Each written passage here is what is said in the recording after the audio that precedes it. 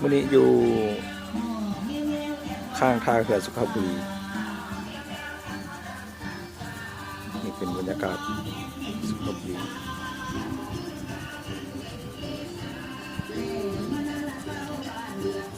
โอ้อากาศดีเลยมื้อนี้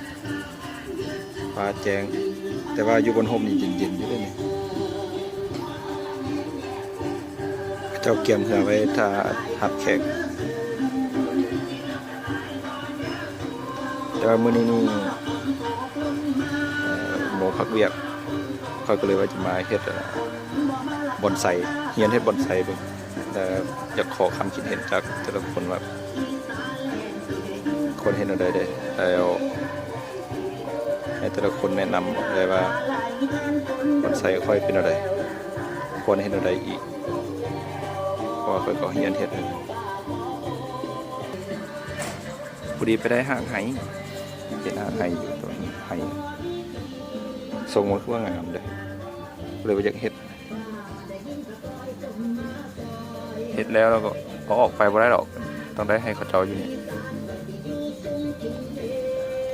ลองไปเฮ็ดเบิ่งมันจะเป็นไปได้บ่จะติดหากบ่แต่มันต่อติดบ่เพราะว่าเอาให้คนละชนิดมาต่อกัน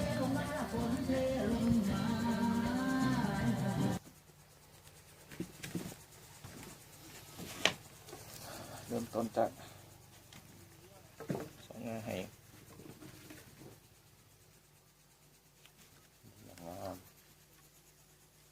เป็นอะไร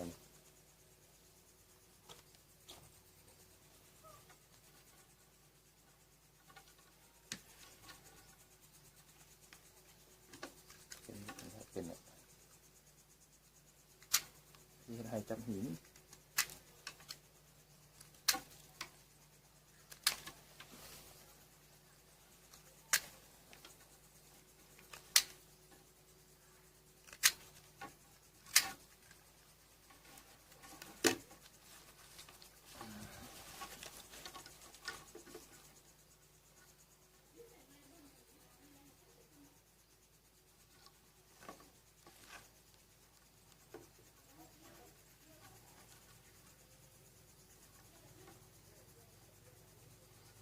เราเอาที่ใส่มือดีไหมล่ะมั่ว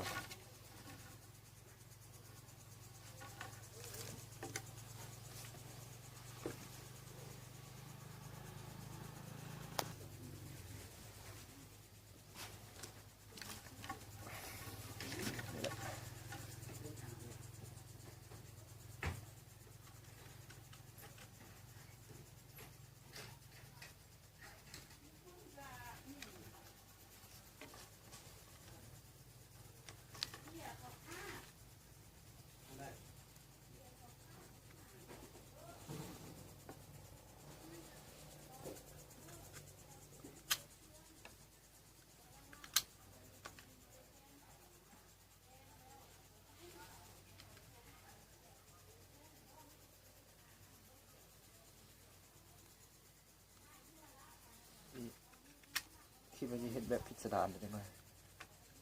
พิสดารเกินไปต่ออะไรติดเลย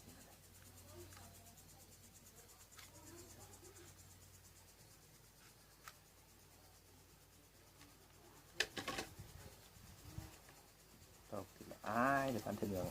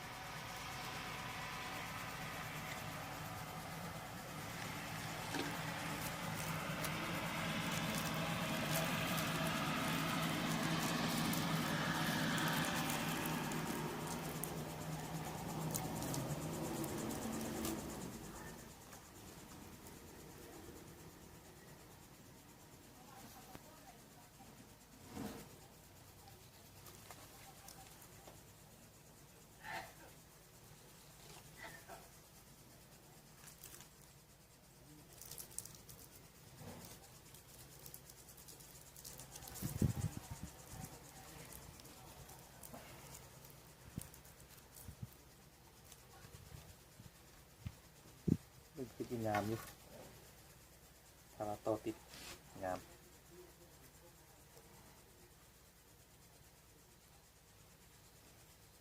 คิดพอแล้วใส่ตัวเดียวแล้วก็ใส่ข้างนี้อีกจะได้บริมัดละแกะออกเนาะไม่เนาะนี่ก็ไม่เอาอีกก่อนได้ลายหยอดอยู่แกะโอเคออกเองเลย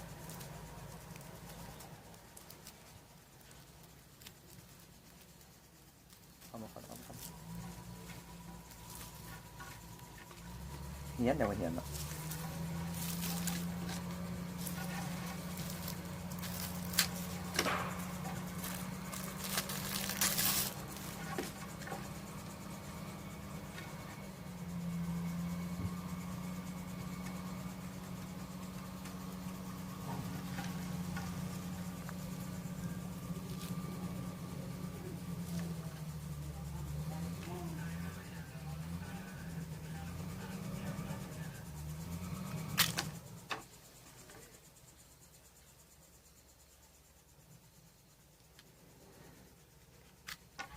ด้วย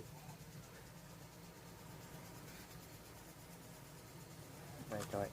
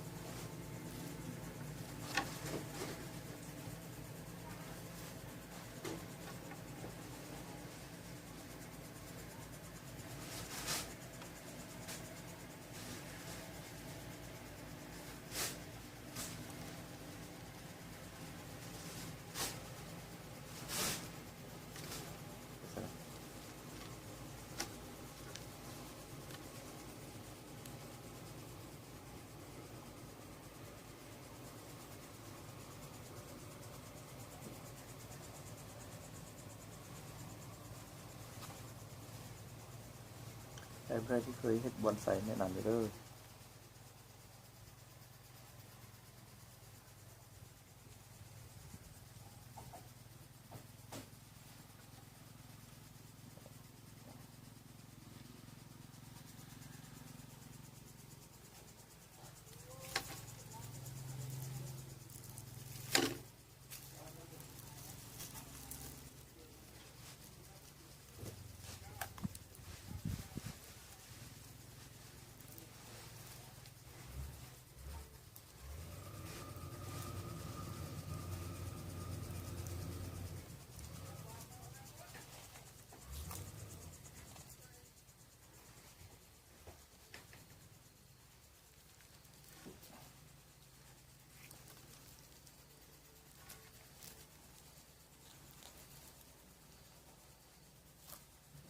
ส่งติดอยู่ดึงคนถึงออก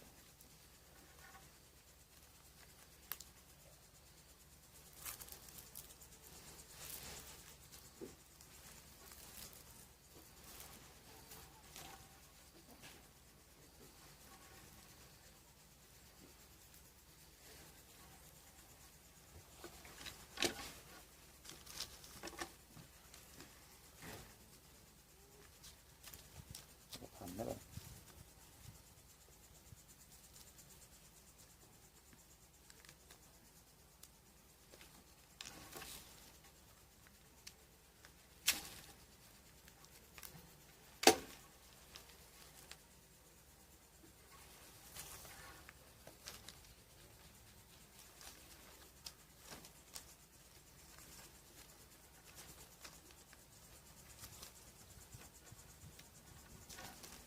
นี่ปี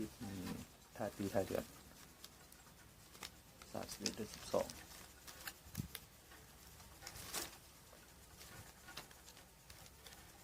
นี่ไงเข้าดาวเขาจอแต่เขานี่เข้านอน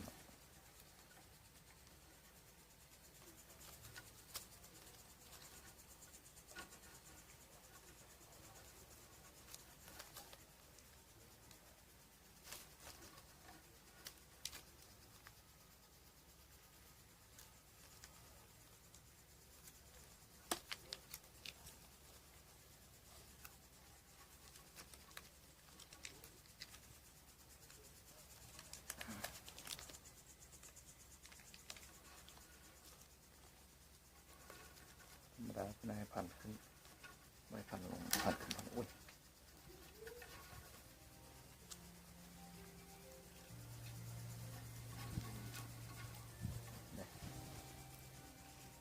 ใส่โถ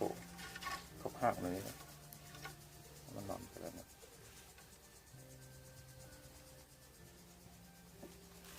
ตัวนี้ตัวนี้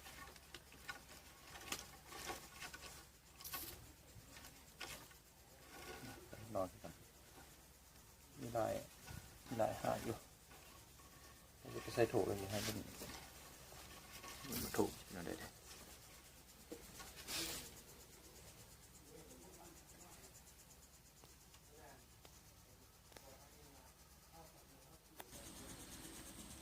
เจ้านายจะเอาไปใส่โถตอนนี้ต่อให้มันแล้วอีก3 หางนี่แล้วใส่โถเจ้านายพบกันตอนใส่โถ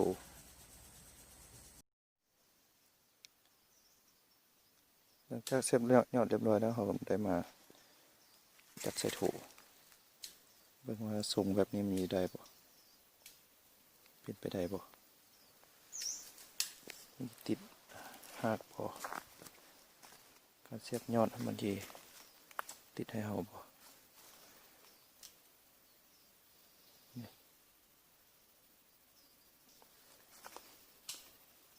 ติชมในเรื่องการตกแต่งให้เป็นอะไร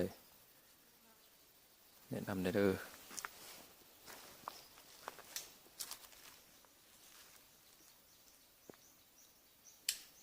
ก็เฮียนเฮ็ดงานจบคลิปนี้เดี๋ยวคลิปต่อไปจะเฮ็ดต่อไปได้ให้ทุกคนออกความเห็นช่วยว่าเฮ็ดอะไรอีก